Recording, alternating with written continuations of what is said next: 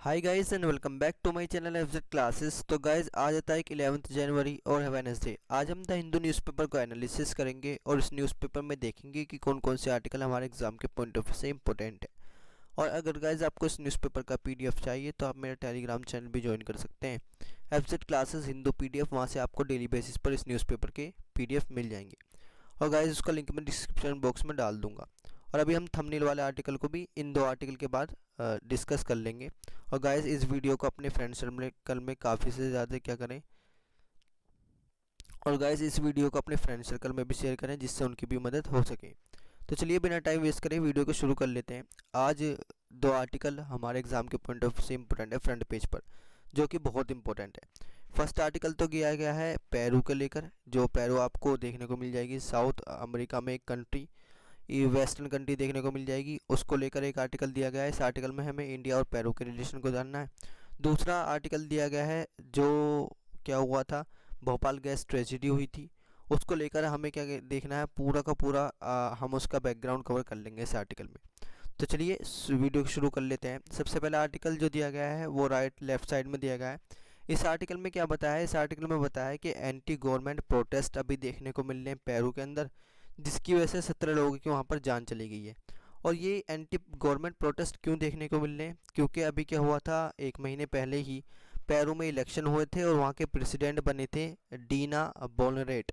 उन्होंने क्या करा था कि पिछले जो वहाँ के प्रेसिडेंट थे उनको अरेस्ट करवा लिया था, कैस्टिलो को, और मिस्टर कैस्टिलो को रिमूवल आफ्टर ही ट्राई टू डिसॉल्व। और वो क्या करना चाहते थे कि कांग्रेस पार्टी को वहाँ पर डिसॉल्व करना चाहते थे और अपनी रूलिंग को रूल करना चाहते थे डिग्री के द्वारा।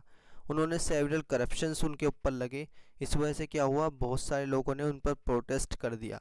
एटलीस्ट 17 पीपल्स डाइड हुए हैं मंडे के अंदर पेरू में एज प्रोटेस्ट हुआ है। वहाँ पर स्टॉर्म देखने को मिला है, एयरपोर्ट क्लैश देखने को मिला है सिक्योरिटी फोर्सेस के अंदर in the latest violent spasm of an month old political crisis. एक महीने पहले जो यहाँ पर क्या हुए थे, इलेक्शन हुए थे, उनके रिजल्ट की वजह से ये सब क्राइसिस देखने को मिल रहे हैं।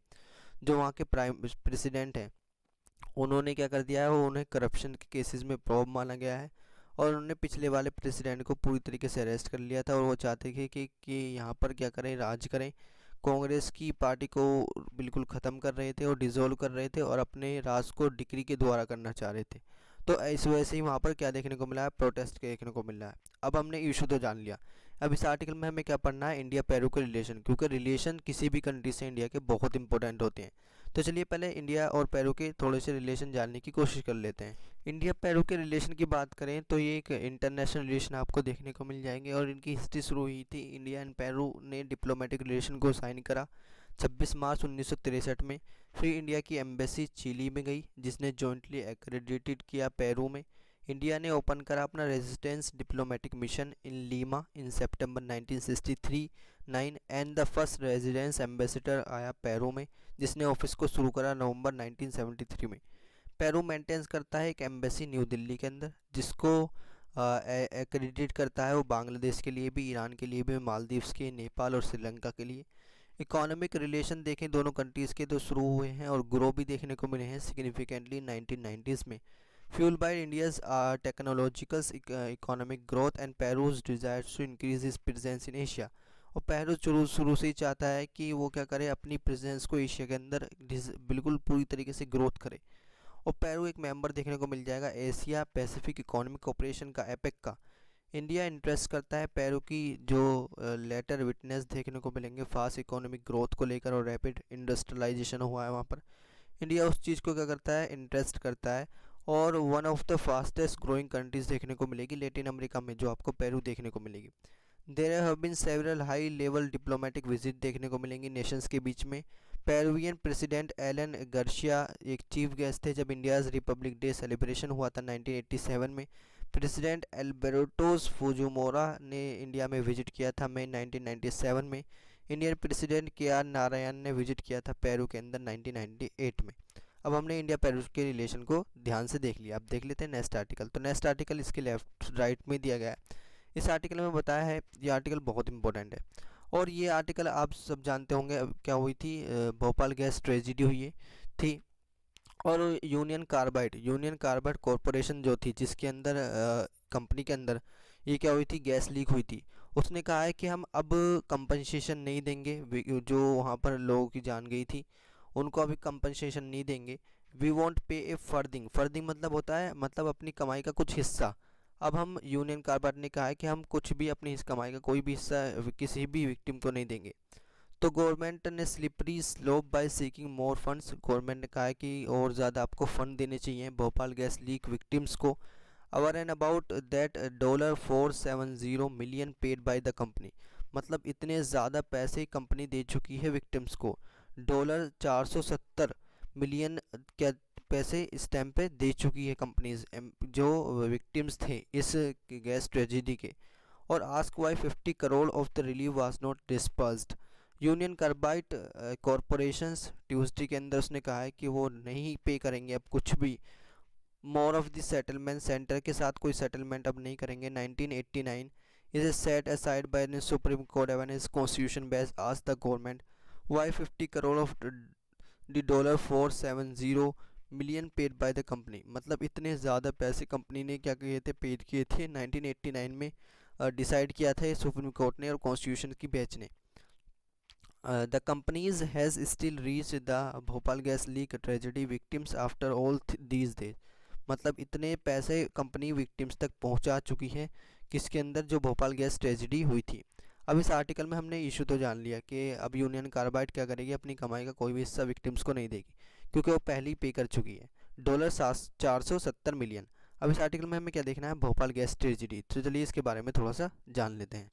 भोपाल गैस ट्रेजेडी की बात करें तो इसे हम भोपाल डिजास्टर भी बोलते हैं और भोपाल गैस ट्रेजेडी भी बोलते हैं। ये केमिकल एक्सीडेंट हुआ था ऑन द नाइट ऑफ 2-3 दिसंबर 1984 में, मतलब कब देखने को मिला था, 2 से 3 दिसंबर 1984 में यूनियन कार्बाइड इंडियन लिमिटेड में। पेस्टिसाइड्स प्लांट देखने को मिलेगा ये भोपाल मध्य प्रदेश के अंदर। वर्ल्ड्स वर्स्ट इंडस्ट्रियल डिजास्टर था, मतलब इतना ज़्यादा खतरनाक था इंडस्ट्रियल डिजास्टर ये, इसे वर्ल्ड्स वर्स्ट इंडस्ट्रियल डिजास्टर बोला गया है। Our 5 lakh people in small towns around the plant were exposed to highly toxic gas methylene isocyanate MIC, मतलब इतने ज़्यादा लोग स्मॉल टाउन्स के अंदर इस गैस के अंदर क्या हुए थे, पूरी तरीके से घिर गए थे MIC के अंदर। Estimate death tools with the official number of immediate being 2259 2008 के अंदर गवर्नमेंट ऑफ मध्य प्रदेश ने कंपनसेशन को कहा था विक्टिम्स को, विक्टिम्स की फैमिली मेम्बर्स को, जो 3787 विक्टिम्स इस गैस रिलीज के अंदर मारे गए थे। एंड टू 5,74,366 इंजर्ड हुए थे विक्टिम्स। गवर्नमेंट ने एफिडेविट मांगा 2006 के अंदर। Owner of the factory UCIL एक मेजोरिटी ओन करता था union carbide corporation of the US के लोग इसको क्या करते थे, ओन करते थे, ओनर जो होता है इसका। इंडियन गवर्नमेंट कंट्रोल बैंक्स और इंडियन पब्लिक होल्डिंग्स थी इसमें 49.1% स्टेक। 1989 में यूसीसी ने पेड कर दिया यूनियन कार्बाइड कॉरपोरेशन लिमिटेड ने $470 मिलियन, इक्विवेलेंट टू 2021 में अगर देखें तो $907 मिलियन ये बैठेंगे। इस सेटल देखने को मिला था स्टीमिंग फ्रॉम द डिजास्टर 1994 में। यूसीसी ने अपने स्टेक को भेज दिया UCIL to Eveready industrial Indian limited को, जो सबकी करेंटली मर्ज हो गया एमसील्यू रशियल के अंदर।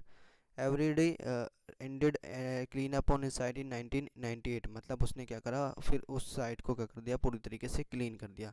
सिविल और क्रिमिनल केसेस फाइल्ड हुए United state against UCC and Warren Anderson के अगेंस्ट, और UCC CEO at the time of the disaster were dismissed, मतलब वो गायब से हो गए थे, उन्हें डिसमिस कर दिया गया था। और redirect to Indian courts on multiple occasion between 1986 और 2012 के अंदर। उसमें उन्हें क्या देखने को मिले, उनके ऊपर मल्टीपल केसेस देखने को मिले और कोर्ट के उन्होंने काफ़ी चक्कर लगाए इस चीज़ को लेकर, यहाँ उनके UCC के ऑनर ने। अब हमने भोपाल गैस ट्रेजेडी को भी देख लिया, अब देख लेते हैं नेक्स्ट आर्टिकल जो हमारे एग्जाम के पॉइंट ऑफ व्यू से इम्पोर्टेंट है। हाँ, नेक्स्ट आर्टिकल पे जाने से पहले हमें एक इम्पोर्टेंट आर्टिकल, वो है थंबनेल वाला आर्टिकल, आप सब देख पा रहे होंगे। अभी क्या करा है, सुप्रीम कोर्ट ने राज्यों को अनुमति दे दी है कि वो UCC पर कमेटी बना सकते हैं। UCC की बेसिकली क्या है, यूनिफॉर्म सिविल कोड। तो चलिए इसके बारे में थोड़ा सा जान लें।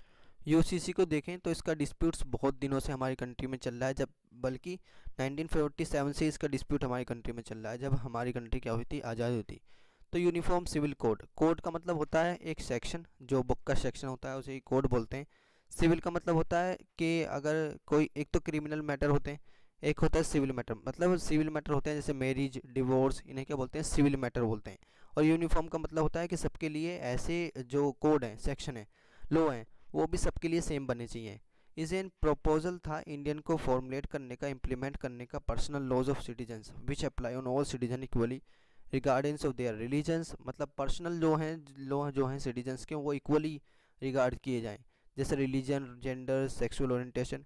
बेसिकली इंडिया में क्या होता है, क्रिमिनल के लिए तो आईपीसी, सीआरपीसी सब पे लगता है, कॉन्स्टिट्यूशन काम करता है। लेकिन जो पर्सनल लॉ होते हैं, उनमें जो रिलीजियस ग्रुप होते हैं, उनके अलग अलग लॉ होते हैं, जैसे मुस्लिम्स हो गया, हिंदू लॉ हो गया, तो उसको हटाकर अभी क्या बात चल रही है कि एक लॉ को लाया जाए, यूसीसी को। Currently personal law of various communities देखने को मिल जाएंगे, रिलीजियस स्क्रिप्चर्स जो कंट्रोल करते हैं उनको। इम्प्लीमेंटेशन यूनिफॉर्म सिविल कोड का पूरे नेशन में one of the continuous promise देखने को मिल जाएगा Indians ruling Bharatiya Janata party. एक इम्पोर्टेंट इशू हमेशा देखने को मिला है सेक्युलरिज्म्स के अंदर इन Indian politics and continuous remain disputes, और ये हमेशा से डिस्प्यूट देखने को मिला है। मुस्लिम ग्रुप्स और अदर कंजर्वेटिव रिलीजन्स इस चीज़ को डिफेंस करते हैं of the Syria and religious customs को, इस चीज़ को क्या करते हैं, पूरी तरीके से मना करते हैं। आपको इसका जिक्र भी देखने को मिल जाएगा article 44 of the Indian constitution के अंदर, जो अप्लाई करता है, डायरेक्टिव प्रिंसिपल देता है कि कॉमन लॉ बने सबको, ऑल इंडियन सिटीजन्स के लिए कॉमन लॉ बने, जिनसे हम क्या कर सकें, उनकी नेशनल पॉलिसीज़ भी सेम बना सकें। ये आपको डीपीएसपीस में देखने को मिल जाएगा। ये ड्राफ्ट्स क्या करता है, एक होप, आशा क्रिएट करता है एलजीबीटीक्यूआई जो ग्रुप है, कम्युनिटी है इंडिया के अंदर। फिर इससे क्या होगा, उनमें डिफरेंशिएट भी नहीं होगा between individual on the based on their religions, gender, sexual orientations. Same sex marriage को अभी बेसिकली इंडिया में क्या किया गया है, पूरी तरीके से रिकॉग्नाइज नहीं किया गया। पर्सनल लॉ पहले फर्स्ट फ्रेम्ड हुआ था ब्रिटिश राज में, मेनली फॉर हिंदूज और मुस्लिम सिटीजन्स के लिए। ब्रिटिश फियर्ड हुए थे, अपोजिशन देखने को मिला था उन्हें कम्युनिटी लीडर से, ऑफ रेफरेंस देखने को मिला था further interacting with in the domestic sphere. UCC emerge हुआ एक crucial topic interest in Indian politics में फॉलोइंग जब साहबानो केस हुआ था 1985 में। डिबेट्स अरोज हुई when the question of making certain laws applicable to all citizen without abridge the fundamental right to practice religious functions. मतलब ये देखने को मिला, इसके ऊपर डिबेट्स हुई कि हमारे कॉन्स्टिट्यूशन के अंदर right to practice religious function देखने को मिल जाएगा आर्टिकल 26 और आर्टिकल 27, लेकिन उसके बावजूद भी सिटीजन्स को एप्लीकेबल नहीं है कि सर्टन लॉ उनके पर्सनली क्या हो, पूरी तरीके से गवर्नमेंट के हाथ में आए। डिबेट देन फोकस करता है मुस्लिम पर्सनल लॉ पे, जो पार्सली बेस्ड होते हैं शरिया लॉ पे, आप सब जानते होंगे, और परमिटिंग होते हैं unilateral divorce, polygamy and putting it among the legally applying in the Syria law में आपको देखने को मिल जाएगा पॉलीगैमी तरीके से क्या है, लीगली अप्लाई है। यूसीसी प्रपोज करते हैं ट्वाइस इन नवंबर 2019 में और मार्च 2020 में, बट इसका विड्रॉल देखने को मिलता है और बहुत ज़्यादा इंट्रोडक्शन तो इसके पार्लियामेंट में, लेकिन इसका बहुत ज़्यादा क्रिटिसिज्म देखने को मिलता है। बिल रिपोर्ट को हुआ था completed due to difference between BJP और आरएसएस के बीच में नवंबर 2019 में, और 2020 में इसका इंट्रोडक्शन भी देखने को मिला था पार्लियामेंट के अंदर। अब हमने यूसीसी के बारे में डिटेल में डिस्कस कर लिया। अब देख लेते हैं नेक्स्ट आर्टिकल जो हमारे एग्जाम के पॉइंट ऑफ व्यू से इम्पोर्टेंट है।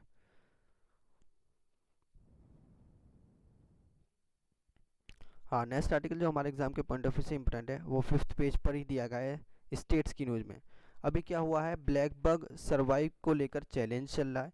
एक न्यू स्टडी कंडक्ट की गई है इंडियन इंस्टीट्यूट ऑफ साइंस के द्वारा, जिसके अंदर लाइट डाली है कि किस तरीके से ब्लैक बग आपको देखने को मिल जाएंगे छोटे छोटे, उनको सरवाइव करने के ऊपर उनकी बात चली है। इंडियन ने फेयर्ड को दिखाया है in the face of natural and human induct challenge जो देखने को मिल रहे हैं ब्लैक बग के सर्वाइवल को लेकर। ब्लैक बग फाउंड होता है इंडियन सब कॉन्टिनेंट में, वाइल मेल्स जो हैं कॉर्क स्क्रीव शेप्ड हॉर्न्स होते हैं और ब्लैक टो का डार्क ब्राउन कोट्स होते हैं। फीमेल्स जो होती हैं इनकी फाउंड कलर्ड होती हैं, और एनिमल्स जो होते हैं मेनली ये 3 ब्रॉड क्लस्टर्स में दिख रहते हैं इंडिया में दैट पार्टेंस करते हैं, जैसे नॉर्दर्न में, साउदर्न में और ईस्टर्न रीजन में भी आपको देखने को मिल जाएंगे ये ब्लैक बग। अब हमने ब्लैक बग की स्टडी के बारे में भी देख लिया। अब देख लेते हैं नेक्स्ट आर्टिकल जो हमारे एग्जाम के पॉइंट ऑफ व्यू से इंपॉर्टेंट है। हाँ, नेक्स्ट आर्टिकल जो बेसिकली हमारे एग्जाम के पॉइंट ऑफ व्यू से इंपॉर्टेंट है वो बेसिकली 6 पेज पर दिया गया है और ये एडिटोरियल है।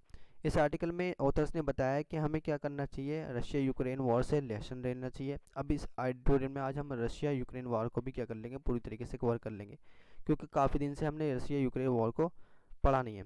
अब रशिया यूक्रेन वॉर से हमें कैसे लेसन लेना चाहिए, तो जब रशिया यूक्रेन वॉर शुरू हुआ तो जब से क्या देखने को मिल रहा है, पूरी तरीके से इकोनॉमी ठप सी पड़ी है रशिया की, यूक्रेन की, और बाकी कंट्रीज़ की इकोनॉमी भी पूरी तरीके से ठप सी हो गई है, सिर्फ इस एक वार की वजह से, रशिया यूक्रेन वार की वजह से।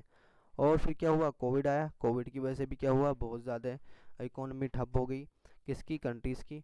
तो रशिया एक रिडल वेब्ड है इन मिस्ट्री इनसाइड इन एनिगमा, ये विंस्टन चर्चिल बताते हैं 1939 में, और रेफर करते हैं west model understanding of Joseph Stalin Soviet Union, क्योंकि सोवियत यूनियन और जब यूएसएसआर और जब अमेरिका के बीच में जब युद्ध हुआ था, कोल्ड वार, तो उस टाइम पे भी क्या देखने को मिला था, बहुत ज़्यादा इकोनॉमी ठप देखने को मिला थी। एक न्यू वर्ल्ड अमर सा हुआ था जब सोवियत यूनियन के डिसइंटीग्रेशन हुआ था, यूएस ने इस्टेब्लिश किया था अपना फैक्टो यूनिलेटरल हायरार्की।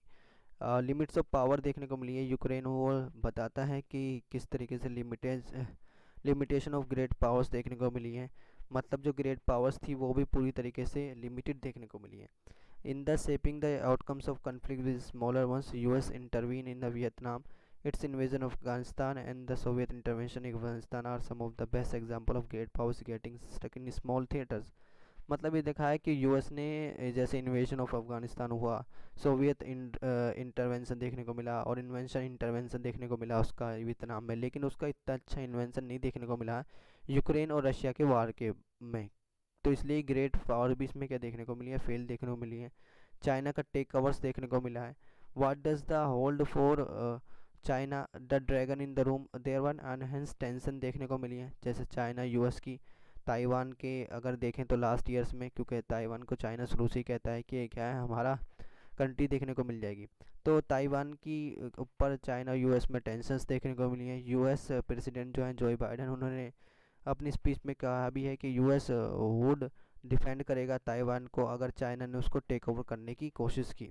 अब हमने इशू तो जान लिया, पूरा एडिटोरियल तो अब हमने पढ़ लिया कि ग्रेट पावर जो है पूरी तरीके से फेल देखने को मिली है।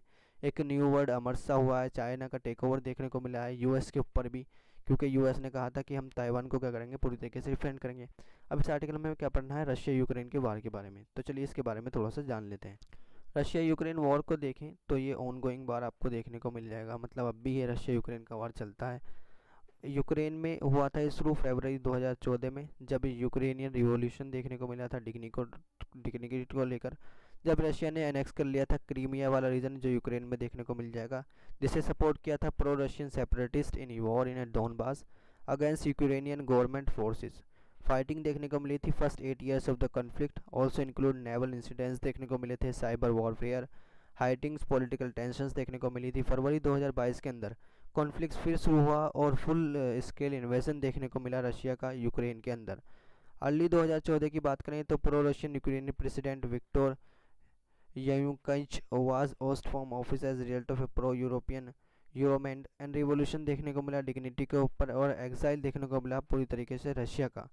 अगर बिगिनिंग देखें 2021 की, तो रशिया ने बिल्डअप करा है एक लार्ज मिलिट्री प्रेजेंस नियर इस बॉर्डर विद यूक्रेन, यूक्रेन के अंदर एक यूक्रेन के बॉर्डर पर पूरी तरीके से रशिया की मिलिट्री का प्रेजेंस देखने को मिला है, including from with in neighbouring, जैसे बेलारूस में भी देखने को मिला है। रशियन प्रेसिडेंट जो व्लादिमीर पुतिन है, उन्होंने क्रिटिसाइज़ किया है कि बढ़ते हुए नाटो को देखकर, एंड डिमांड करा है कि यूक्रेन पूरी तरीके से क्या करे, उन्हें ज्वाइंट करे मिलिट्री अलायंस को लेकर।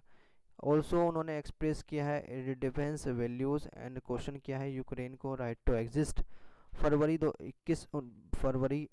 2022 में रशिया ने ऑफिशियली रिकॉग्नाइज कर दिया Donetsk People's Republics and Luhansk People's Republics को कि वो क्या है, इंडिपेंडेंट स्टेट्स हैं। फिर उसके 3 दिन बाद एक स्पेशल मिलिट्री ऑपरेशन चलाया गया यूक्रेन में, जो टेलीविजन ब्रॉडकास्ट भी उसको किया गया, टेलीविजन पर भी उसको दिखाया गया कि वो क्या करेंगे, पूरी तरीके से फुल इन्वेजन करेंगे, फुल स्केल इन्वेजन देखने को मिलेगा किसके अंदर, यूक्रेन के अंदर।